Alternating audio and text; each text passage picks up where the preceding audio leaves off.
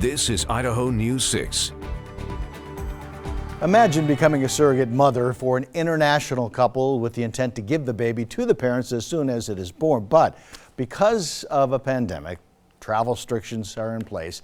You are now caring for the baby more than 4 months later.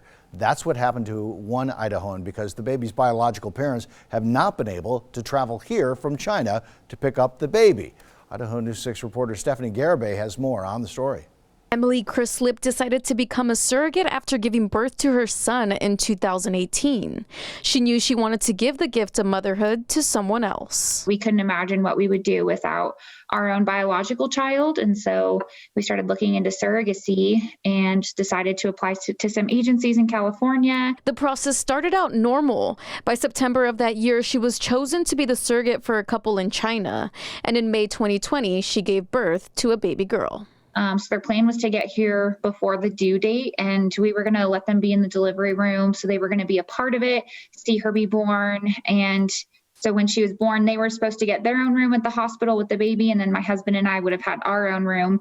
And my job was done at that point. But things didn't go as planned. 2 months before giving birth, COVID-19 was declared a pandemic, and the U.S. implemented travel restrictions to and from China.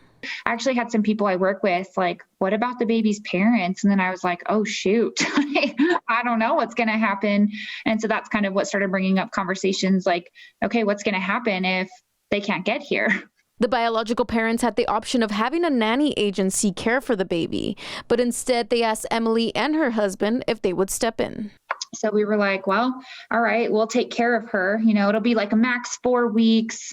We can do that. And now here we are 4 months later and still don't know when they're going to be here. At first, the main obstacle they faced was the travel restrictions. But now getting a flight to the U.S. has been nearly impossible since they have decreased U.S. flights to 1 per week.